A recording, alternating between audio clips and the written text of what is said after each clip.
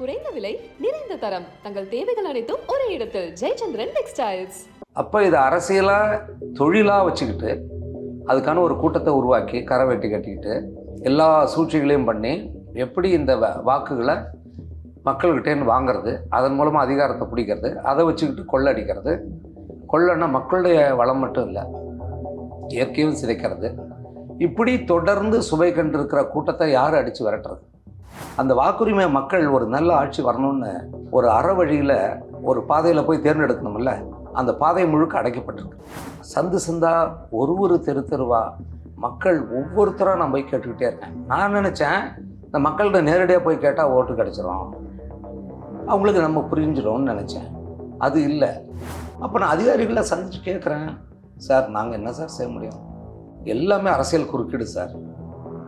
நாங்கள் ஒரு நல்ல காரியத்தை செய்ய போனால் திடீர்னு வரோம் சார்.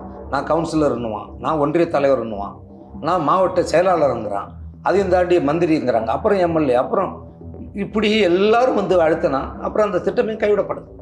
இந்த வாக்குரிமை இந்த மக்களுக்கு செய்ய வேண்டியது செய்து தரலங்கிறத நான் உணர்ந்தேன். இந்த அனுபவம் இருக்குல்லங்க, இந்த நாட்டின் மேலே, இந்த மொழி மேலே, இந்த மக்கள் மேலே பற்று கொண்ட ஒவ்வொருனும் தேர்தல் அரசியலில் பங்கெடுக்கும். பங்கு எடுத்தால் தான் உண்மை நிலவரம் தெரியும். சும்மா வெளியில் நின்றுக்கிட்டு சோஷியல் மீடியாவில் பேசுகிறது, டீ கடையில் உட்காந்து அரசியல் பேசுகிறது இருக்குல்ல, அது ஒரு அறியாமை. அது உள்ளே போனால் தான் தெரியுது. கூட்டணி ஆட்சி தான் வரப்போகுது. அதிமுகவோ திமுகவெல்லாம் வேலையே கிடையாது. ஏன்னா நீங்கள் பார்த்துருங்கன்னா தெரியும் உங்களுக்கு, 40 இடங்கள் வெற்றி பெற்றிருக்கலாம். திமுக 7 விழுக்காடு வாக்கு குறைஞ்சிருக்கு, அதிமுகவுக்கு 13 விழுக்காடு வாக்கு குறைஞ்சிருக்கு. அப்படின்னா தமிழக மக்கள் 2 கட்சியும் தள்ளிட்டு தேவையில்லை, வேற கட்சி கொண்டு வரணும்னு நினைக்கிறாங்க. வணக்கம். வணக்கம். வணக்கம். நீங்கள் வந்து உங்கள் படைப்புகள்லையும் சரி, சினிமாவிலையும் சரி, உங்கள் கதைகள்லையும் சரி, அதில் அரசியல் இருக்குது. வெளிப்படையாகவும் நீங்கள் அரசியல் பேசுகிறீங்க. ஆனாலும் ஒரு தேர்தலில் நீங்கள் நிற்கிறீங்க அப்படின்னு தகவல் வந்தோடனே பலருக்கு ஒரு அதிர்ச்சியாக இருந்தது. இப்படி தேர்தலில் நிற்கிறது அப்படிங்கிறது நீங்கள் விரும்பி எடுத்ததா, இல்லை வேறு ஏதாவது நிர்பந்தங்கள் காரணமாக நிற்கிறீங்க? விரும்பி எடுத்தது அப்படின்னு இல்லை. அதே நேரத்தில் நிர்பந்தம் அப்படிங்கிறத சொல்ல முடியாது. அதாவது நிர்பந்தங்கிறது வேற. இந்த மக்களுக்கான தேவையாக தான் நான் அதை கருதினேன். காலையில் நடைபயிற்சி போயிட்டு இருக்கேன். இந்த தேர்தல் முடிவு வந்த உடனே 2-3 நாள் நான் எதிர்கொண்ட அந்த மக்கள், சாலையில் நடந்து போகிறவங்கெல்லாம், அவங்க என்ன அப்படியே ஒரு மாதிரி ரொம்ப வருத்தத்தோடு பார்த்தாங்க. நான் பொண்ணுகளோட கடக்கிறேன். அப்போ அதே மாரி ஒரு 3-4 பேர் கேட்டது எனக்கு ரொம்ப, அவங்களுக்கு என்ன எப்படி பதில சொல்கிறது? ஏன்னா அவங்க தப்பாக எடுத்துக்கூடாது, யாரோ தெரியாது. அவங்க என்ன கேட்குறாங்க, சார் உங்களுக்கு அரசியல் வேணாம் சார், கும்பிடுறாங்க எனக்கு, உங்களுக்கு பாலிட்டிக்ஸே வேணாம் சார், இந்த மாதிரி படம் எடுக்கிறவர் சார் நீங்கள் விட்டுருங்க சார், வேணாம் சார். இது யாரும் சொல்லி வச்ச மாதிரி அதை சொல்கிறாங்க. அவங்க பிள்ளைகளையும் அரசியலுக்கு அனுப்ப மாட்டாங்க. நம்முடைய கல்வி திட்டமும் அரசியலை சொல்லித்தராது. அப்போ இதை அரசியலாக தொழிலாக வச்சுக்கிட்டு அதுக்கான ஒரு கூட்டத்தை உருவாக்கி கரை வெட்டி கட்டிக்கிட்டு எல்லா சூழ்ச்சிகளையும் பண்ணி எப்படி இந்த வாக்குகளை மக்கள்கிட்டேருந்து வாங்கிறது, அதன் மூலமாக அதிகாரத்தை பிடிக்கிறது, அதை வச்சுக்கிட்டு கொள்ளடிக்கிறது. கொள்ளன்னா மக்களுடைய வளம் மட்டும் இல்லை, இயற்கையும் சிதைக்கிறது. இப்படி தொடர்ந்து சுவை கண்டிருக்கிற கூட்டத்தை யார் அடித்து விரட்டுறது? வெறும் நல்ல சினிமா எடுத்தால் போதுமா? நல்ல இலக்கியம் படித்தா போதுமா? அப்போ செய்ய வேண்டியிருக்குல்ல. சாக்கடைன்னு ஒதுக்குன்னா அந்த சாக்கடையை ஒரு ஆள் சுத்தம் பண்ணலாம். அப்போ சாக்கடைக்குள்ளே தான் நீயும் வாழணும். அப்போ அதுக்கு தயாராக இருக்காங்க, சாக்கடைக்குள்ளே வாழ தயாராக இருக்காங்க. அதை ஒருத்தன் சரி பண்ண வந்தால் வேணாங்கிறாங்க. இப்போ இந்த மக்களுக்காகத்தான் அரசியல் பண்ண வேண்டியிருக்கு. அப்போ வேறு வழியே இல்லை. என்னை கேட்டாங்க, அவர் அன்புமணி அவர்கள் கேட்டார்.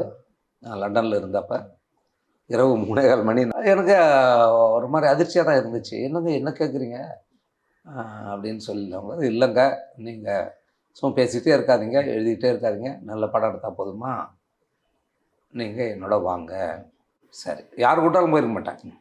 அதுக்கான தகுதி அவருக்கு இருந்து, அதனால தான் நான் போனேன். இவ்வளோ இந்த மாதிரி படம் எடுத்த ஒருத்தர் ஒரு அரசியலில் நிற்கிறது ஒரு கேள்வி அப்படின்னா, இன்னொன்று வந்து அந்த பாமகலவி நிற்கிறது அப்படிங்கிறது ஒரு கேள்வியாக எல்லாரும் சொல்கிறாங்க. வந்து குறிப்பாக பாமக அன்றைக்கி வந்து ஒரு ஜாதி கட்சி அடையாளம் காணப்படுது. வந்து ஸோ அதில் போய் தங்கர் பச்சான் தன்னை இணைச்சிக்கிறது சரியா அப்படின்னு ஒரு கேள்வி இருக்குது. இங்கே என்னென்னா, ஏறக்குறைய 57 ஆண்டுகளாக இது ஒரு தொழிலாக பண்ணிகிட்ருக்கிற கட்சிகள் இருக்குல்ல, அவங்க இடம் பறிபோயிடுங்கிறதுக்காக சொல்கிற ஒன்று. பாட்டாளி மக்கள் கட்சி மாதிரி சமத்துவத்தையும் மக்களுக்கான சம உரிமையும் பற்றி பேசுறது மட்டும் இல்லை, கொள்கை மட்டும் இல்லை, களத்தில் இருந்து போராடி சிறை கண்டு எல்லா சமுதாய எல்லா சாதிய மக்களுக்கும் இடம் வழங்கினது. முதல் பதவி வந்ததிலிருந்து இன்னை வரைக்கும் எந்த பதவி வந்தாலும் முதல் கொடுத்தது பாட்டாளி மக்கள் கட்சி தான். அது முதல்ல தெரிஞ்சுங்க. இவ்வளோ பேசுகிறாங்கல்ல திமுக அதிமுகலாம், ஏன் ஒரு தலித்து முதலமைச்சராக்கிறது, தலித்து நிதி அமைச்சராக்கிறது ஏன் ஆக்க மாட்டேங்கிறாங்க? யார் கள்ளமாக மக்களுடைய வாக்குகளை வாங்கி மறுபடியும் அதிகாரத்தை பறிக்கணும்னு நினைக்கிறேன், அவனுடைய கேள்வியை நீங்கள் பேசக்கூடாது. தேர்தல் அனுபவம் அவங்களுக்கான ஆட்சியை தேர்ந்தெடுக்காமல் வேற ஒன்று தேர்ந்தெடுக்க வைக்கிறதுக்கான எத்தனை வேலைகள் செஞ்சு வச்சுருக்காங்க.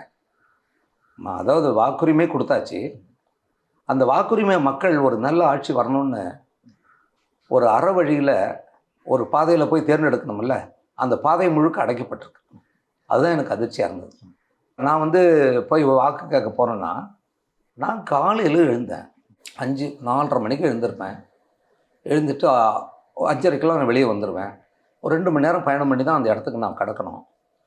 அங்கே போய் சேர்ந்தேன்னா 7 மணிக்கெலாம் எல்லாம் மக்களை கூட்டுக்கிட்டு போய் வாக்கு கேட்க நான் போவேன்.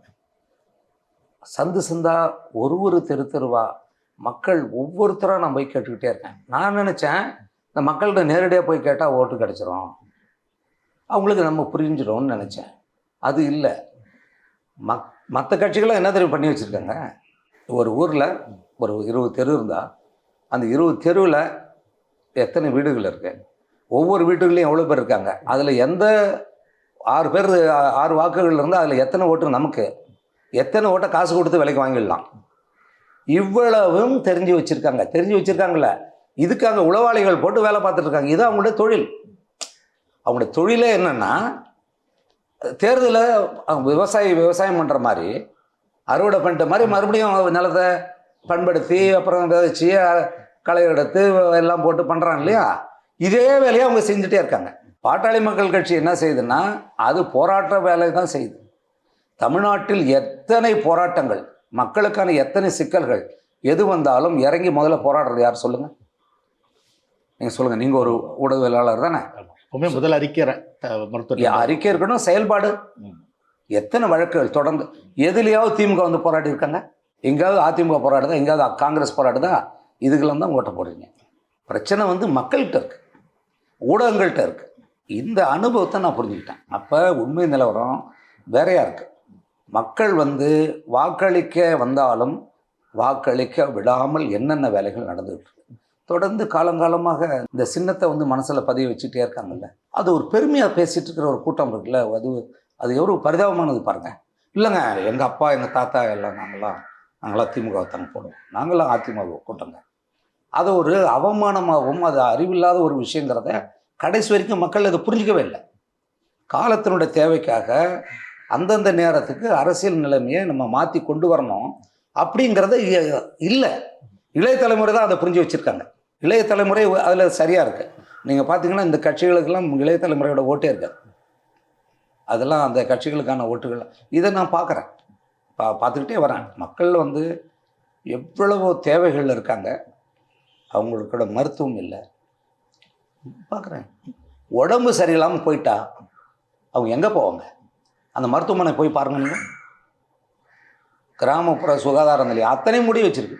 அதையும் தாண்டி சின்ன டவுனில் இருந்தீங்கன்னா அந்த அரசு மருத்துவமனை போய் பாருங்கள். நீங்கள் அதுக்கு மேலே மாவட்டத்தினுடைய அந்த நகரத்தில், தலைநகரத்தில் அதில் போய் இருக்கிற மருத்துவமனைகளை பாருங்கள்.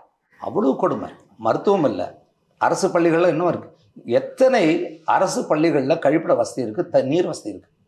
பொம்பளை பசங்க எவ்வளோ கஷ்டப்படுது. இன்னமும் என்னதோ வேளாண்மை எப்படியே வச்சுருக்காங்க. விவசாயம் பண்ணுறவன் என்னவா இருக்கான், அங்கே போனதான் தெரியுது. அவனுக்கு சாலை வசதியே இல்லைங்க. சில இடங்கள்லாம் போனால் அவ்வளோ வருத்தமாக இருக்குது. கழிப்பிட வசதி கிடையாது, கழிவு நீர் வசதி கிடையாது, எதுவுமே இல்லைங்க. 57 வருஷமாக மாறி 2 கட்சியும் இதே வேலையை பண்ணிக்கிட்டு இருக்காங்க. நான் அது வெளியிலேருந்து சரியா நிர்வாகம் சரியில்லை அப்படிங்கிறது தெரிஞ்சுது. ஆனால் உள்ளே போனாதான் இது எவ்வளவு சீர்கட்டு கிடக்குங்கிறத தெரியுது. அப்போ நான் அதிகாரிகளை சந்தித்து கேட்குறேன், சார் நாங்கள் என்ன சார் செய்ய முடியும்? எல்லாமே அரசியல் குறுக்கீடு சார். நாங்கள் ஒரு நல்ல காரியத்தை செய்ய போனால் திடீர்னு வரோம் சார். நான் கவுன்சிலர்ன்னுவான், நான் ஒன்றிய தலைவர்ன்னுவான், நான் மாவட்ட செயலாளருங்கிறான், அதையும் தாண்டி மந்திரிங்கிறாங்க, அப்புறம் எம்எல்ஏ, அப்புறம் இப்படி எல்லாரும் வந்து அழுத்தினா அப்புறம் அந்த திட்டமே கைவிடப்படுது. எல்லாத்துலேயும் அவங்க ஆளுங்களை உள்ளே போட்டு காசு அடிக்கிறது தான் எல்லாத்துலேயும். நீங்கள் எங்கே பார்க்குறீங்களா? தமிழ்நாட்டில் 20 ஆண்டுகளுக்கு மேலே எந்த கட்டடமாவது இருக்குதாங்க? எல்லாம் எப்போ கட்டப்பட்டது? ஆனால் இவங்க ஆட்சி மட்டும் 57 வருஷமாக இருக்குது. ஆனால் கட்டப்படுற கட்டடங்கள் என்ன ஆகுது? இந்த வாக்குரிமை இந்த மக்களுக்கு செய்ய வேண்டியது செய்து தரலைங்கிறத நான் உணர்ந்தேன். இந்த அனுபவம் இருக்குல்லங்க, இந்த நாட்டின் மேலே, இந்த மொழி மேலே, இந்த மக்கள் மேலே பற்று கொண்ட ஒவ்வொருவரும் தேர்தல் அரசியலில் பங்கெடுக்கணும். பங்கு எடுத்தால் தான் உண்மை நிலவரம் தெரியும். சும்மா வெளியில் நின்றுக்கிட்டு சோஷியல் மீடியாவில் பேசுகிறது, டீ கடையில் உட்காந்து அரசியல் பேசுறது இருக்குல்ல, அது ஒரு அறியாமை. அது உள்ளே போனால் தான் தெரியுது. ஏன்னா நான் அப்படி பேசுகிறனால தானே, அதனால தான் சொல்கிறேன். ஏதோ ஒரு கட்டத்தில் வந்து நம்ம தேவையில்லாமல் இறங்கிட்டோமோ அப்படின்னு தோணுச்சா? இல்லைங்க, அப்படி நினைக்கவே மாட்டேன். காரணம் என்னென்னா, இந்த மக்களுக்கு ஏதோ ஒன்று செய்ய தான் நம்ம போயிருக்கோம். அது பாதியில் வர்ற அந்த குழைத்தனம் நமக்கு இல்லை. அது எனக்கு என்னுடைய குருதியில் ரத்தத்திலே அது இல்லை. ஆமாம், எப்போவுமே எந்த கட்டத்துலையுமே கிட்டத்தட்ட நான் வந்து உதவி ஒளிப்பதிவாளராக இருக்கிற காலத்திலிருந்து நான் வந்து ஊடகங்களோட பேசிகிட்டே இருக்கேன். யாரும் அப்படி எந்த தமிழக அரசியலையும் இந்திய அரசியலையும் இப்படியெல்லாம் யாரும் பேசியிருக்க மாட்டாங்க. அது இலக்கியமாக இருந்தாலும் எதாக இருந்தாலும் மக்கள் பிரச்சனை இருந்தாலும் எல்லா போராட்டங்களையும். ஏன்னா அப்படி ஒரு ஆள் சும்மா திடீர்னு ஏதோ ஆசையில் போய் நான் நிற்கலை. சினிமா நடிக்கிறாங்க, நடித்த உடனே ஒரு கட்சியில் இடம் கொடுக்குறாங்கன்ற ஆளாம் தானே. என்ன நீங்கள் அப்படி பார்க்க முடியாதுல்ல, அப்படிலாம் எதுவும் கிடையாது. இப்போ அடுத்த 2026 சட்டசபை தேர்தல் வரப்போகுது. வருங்காலங்களில் தேர்தல் அரசியலில் நிற்பீங்களா? மக்கள் தான் நிற்க சொல்கிறாங்க.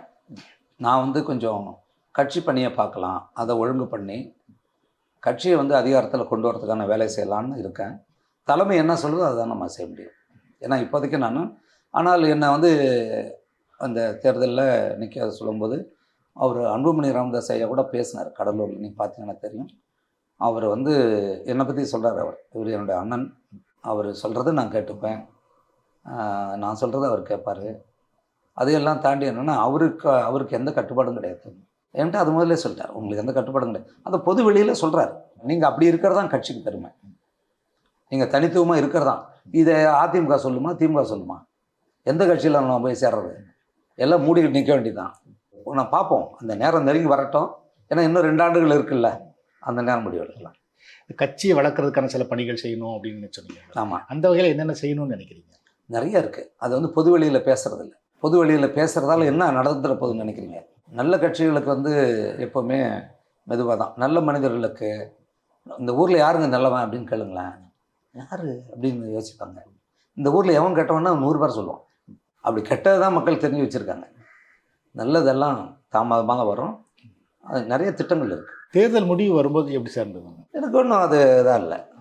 தேர்தல் முடிவு வந்து மக்கள் வந்து இவங்களை காப்பாற்ற போகிறது யார் தான், இது யார் வருவாங்க, அந்த தோல்வி என்னுடைய தோல்வி இல்லை, அது மக்களுடைய தோல்வின்னு நான் சொல்லுவேன். இப்போவும் சொல்கிறேன், என்னை போன்ற ஒரு வேட்பாளர்களை தேர்ந்தெடுக்காமல் மக்களே வந்து பார்க்கல. அதான் நான் சொன்னல, கிட்டத்தட்ட அந்த 22 நாள் நான் பரப்புரையில் இருந்தப்போ 3 மணி நேரம் தான் தூங்கியிருப்பேங்க. தூக்கம்னு சொல்ல முடியாது, உடம்பே முடியாமல் போச்சு. நான் போய் இதே வேலையாக இருந்துகிட்ருக்கேன். என் கண் எதிரில் ஒரே ஒரு தடவை அந்த முந்திரி தோப்பு அப்படி கடந்து ஒரே ஒரு நாம் தமிழர் வாகனம் ஒன்று போச்சு. இதை மட்டும்தான் நான் பார்த்தேன். பெரிய பரப்புரையாக அங்கே எந்த கட்சியும் அதிமுகவும் செய்யலை திமுகவும் செய்யலை, ஒன்றுமே செய்யலை. ஆனால் மக்கள் அதுக்கு தான் ஓட்டப்படுறாங்க. மக்களே வந்து சந்திக்காத இந்த ஊர் ஆளே கிடையாது. இது கிழக்கா மேற்கான்னு தெரியாது அந்த ஆளுக்கு கொண்டாந்து விட்டா. இப்படிப்பட்ட ஆட்களுக்கு தான் வாக்களிக்கிறாங்க. ஏற்கனவே அவர் எம்பியாக இருந்திருக்காரு, எம்எல்ஏ இருந்திருக்காரு, அது எதையுமே செய்யலை. அப்போ இந்த சின்னத்தை வச்சே தானே போய்கிட்டு இருக்காங்க. இந்த சின்னத்தை நம்பி இந்த மக்கள் போகிற வரைக்கும் இவங்கள ஒன்றுமே முடியாது. அந்த சின்னத்துக்கு பின்னாடி யார் இருக்காங்க, அந்த நிறுத்தப்படுற அந்த வேட்பாளர் என்ன செய்வார்? நான் மறுபடியும் சொல்கிறது, ஒவ்வொரு தேர்தல்களிலும் மக்கள் மட்டுமே தோற்று கொண்டிருக்கார்கள். இப்போ தேர்வு பண்ணியிருக்காங்கல்ல, அவங்க பெரிய சிறந்த நிர்வாகத்தில் செயலாக்கத்தில் மிக்கவள்ள தான் தேர்வு பண்ணியிருக்காங்களா? அது ஏற்கனவே இருந்த ஒரு 30 பேருக்கு மேலே தேர்வு பண்ணியிருக்காங்க. இந்த போன 5 ஆண்டுகளில் தேர்ந்தெடுக்கப்பட்டவங்களையே மக்களை வந்து சந்திக்காதவங்க, மக்களுக்கு சிறிதும் எல்லளவும் பயன்படாதவங்கள தான் கட்சி நிறுத்துது, அவங்களே தேர்வு பண்ணுறாங்க மறுபடியும். அப்போ இதில் போய் நான் வருத்தப்பட என்ன இருக்குது? நான் சரியாக இருக்கேன், மக்கள் சரி பண்ணிக்கணும். நீங்கள் எதிர்த்து நின்னது வந்து இவங்க சௌமியா அன்புமணியோட சகோதரர் வந்து அது சம்பந்தம் உங்களுக்கு சங்கடங்கள் இருந்ததா? ஐயா அதெல்லாம் என்னோட நண்பர் அவர் நண்பர் அப்படி கிடையாது. அது அரசியல்னா அது வரும் தானே. அது ஒரு சங்கடம் அப்படி ஒன்று இல்லவே இல்லையா எனக்கு. ஏன்னா இது என்னுடைய ஊர். இப்போ என்னை கொண்டு போய் நீங்கள் செய்யாரில் நிறுத்தினா எனக்கு எப்படி இருக்கும்? எனக்கு வேணாங்கன்றப்பேன். அவருக்கு ஏன்னா ஏற்கனவே அவர் எதுவுமே செய்யலை. திமுக இந்திரா காங்கிரஸ் கூட்டணி இருக்குது, அதில் வந்து விடுதலை சிறுத்தை இருக்குது, கம்யூனிஸ்ட் கட்சி இருக்குது, கிறிஸ்தவர் ஓட்டு, முஸ்லீம் ஓட்டு, இதை நம்பி தான் அவங்க நிற்கிறாங்க. அவங்களுக்குன்னு தன்னம்பிக்கை எதுவும் கிடையாது. நான் என்னை மட்டுமே நம்பி போகிறேன், என்னுடைய கட்சி மட்டுமே நம்பி போகிறேன். அதனால் நான் எதை பற்றி எனக்கு கவலையே கிடையாது. இந்த தேர்தல் முடிவுக்கு பிறகு பார்த்தீங்கன்னா சார், இப்போ பாமக வந்து அதிமுக கூட்டணியில் இருந்தால் சில தொகுதிகள் ஜெயிச்சிருக்க வாய்ப்பு இருக்குது அப்படின்னு ஒரு வருது வந்து சில இடங்களில் வந்து என்ன சொல்கிறாங்க அப்படின்னா, மருத்துவர் ராமதாஸ் வந்து அதிமுக கூட்டணிக்கு தான் போகணும்னு விரும்பினார், அன்புமணி ராமதாஸ் தான் வந்து பாஜக கூட்டணிக்கு போனார் அப்படின்னு சொல்லி செய்திகள் இப்போ வருது வந்து. சரி, இதை நீங்கள் எப்படி பார்க்குறீங்க? அதிமுக கூட்டணிக்கு போயிருக்கலாம் அப்படின்னு நினைக்கிறீங்களா? 2016 மாற்றம் முன்னேற்றம் அன்புமணி தொடங்கினது.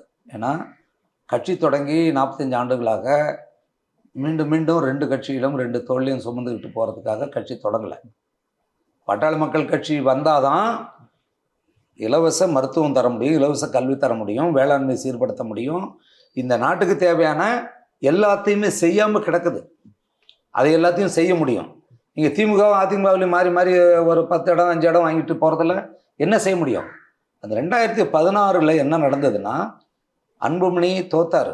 அன்புமணி தோத்தார்னா பாட்டாளி மக்கள் கட்சி ஒரு இடம் கூட வரல. ஆனால் மக்கள் புரிஞ்சுக்கிட்டாங்க, ஓ இவருடைய நோக்கம் சரியானது தான் அப்படின்னு. அதுக்கு அடுத்து 2019 தனிச்சு நின்றுனாங்கன்னா எங்கேயோ போயிருக்கும் கட்சி. அதில் தவறு பண்ணாங்க. இது மாதிரி ஒன்று அது மாதிரி ஒன்று வந்தாங்க இல்லையா? அப்போ அந்த நம்பகத்தன்மை போயிட்டு இப்போ இந்த கூட்டணி வைக்கிறதுக்கு முன்னாடி அதனால தான் அவர் அன்புமணி அவர் என்ன சொல்கிறாருன்னா, அவருடைய முடிவு சரியானது தான். இப்போ இந்த முறை கூட்டணி வச்சுருக்கீங்கன்னு வச்சுங்க அதிமுகவோட, அடுத்த முறை அவங்கள எடுத்து வேலை செய்யணும். அது அவசியமே இல்லையே. இப்போ சொல்லவும் முடியாது நீங்கள். ஏன்னா முன்னாடியே ஒரு ஒரு ஒரு தேர்தலுக்கு முன்னாடியே விலைக்கு வச்சுட்டோம்ல. கூட்டணி ஆட்சி தான் வரப்போகுது. அதிமுகவோ திமுகவெல்லாம் வேலையே கிடையாது. ஏன்னா நீங்கள் பார்த்துருங்கன்னா தெரியும் உங்களுக்கு, 40 இடங்கள் வெற்றி பெற்றிருக்கலாம். திமுக 7 விழுக்காடு வாக்கு குறைஞ்சிருக்கு, அதிமுகவுக்கு 13 விழுக்காடு வாக்கு குறைஞ்சிருக்கு. அப்படின்னா தமிழக மக்கள் 2 கட்சியும் தள்ளிட்டு தேவையில்லை, வேற கட்சி கொண்டு வரணும்னு நினைக்கிறாங்க. அதை நோக்கி தான் இப்போ பாட்டாளி மக்கள் கட்சியின் இந்த முடிவு எடுக்கப்பட்டது. அதனால் இதில் வந்து 4 சீட்டு சேர்க்கிறது, அதை வச்சுட்டு ஓடுறது ஓடியாறது அந்த விளையாட்டெல்லாம் இதில் கிடையாது. இது இன்னொன்று, இது வந்து நாடாளுமன்ற தேர்தல் முக்கியமே கிடையாது. அப்போவே முடிவெடுத்தது தான். சட்டமன்ற தேர்தல் 2026 தான் முக்கியம். அதில் முதலமைச்சர் வேட்பாளராக போகிறது, அதை நோக்கி போகிறது தான் முக்கியம்னு தான் இப்போ போயிட்டு. பாமகவோட வாக்கு சதவீதம் குறைஞ்சிருக்கிறதுனால இந்த பதிவு செய்யப்பட்ட கட்சி அப்படிங்கிற அங்கீகாரம் போகிறதுக்கு வாய்ப்பு இருக்குது அப்படின்னு சொல்கிறாங்க. ஒன்றும் பிரச்சனை இல்லையே. அதனால் என்ன இருக்கு? பதிவு செஞ்ச கட்சி வச்சு என்ன செய்கிறார்? அது வாக்கு வாங்கினா வந்துட போகுது. 2 இடம் தானே வெற்றி பெற்றுச்சு திமுக. அண்ணா திமுக 4 இடம் வெற்றி பெற்றுச்சுல. அப்புறம் அதெல்லாம் இப்போ நாட்டை ஆடலையா? அதுக்கப்புறம் இது ஒரு பெரிய விஷயமாங்க. இது ஒன்றுமே கிடையாது. ஒரு ஒரு பரிசோதனை முயற்சியை மாற்று முயற்சியை எடுக்கிறோம். மாற்றத்தை செய்யும்போது மாற்றமே செய்யாமல் திரும்ப திரும்ப அதையே இட்லி மாவை வச்சுக்கிட்டு தோசை ஊற்றி இடியாப்பம் ஊற்றிக்கிட்டே உட்காந்துனா எப்படி? அது மாற்றம் செய்யும்போது எல்லாத்தையும் சந்திச்சு தான் ஆகணும். இது ஒரு பெரிய ஒரு இழப்பும் இல்லை, பின்னடைவும் கிடையாது. அதான் தேர்தலில் வந்து கொள்கை முரண்பாடு உள்ள கட்சிகள் கூட்டணி வச்சுக்கிறது அப்படிங்கிறது இப்போ இன்னைக்கு அது ஒரு பெரிய விஷயம் இல்லை வந்து. ஆனாலும் வந்து பாஜக வந்து ஒரு இந்துத்துவ கட்சின்னு ஒரு அடையாளம் காணப்பட்டது. அந்த கட்சியோட பாமக கூட்டணி சேர்றது, பாஜகவோட கொள்கையோட உங்களுக்கு உடன்பாடு இருக்கா?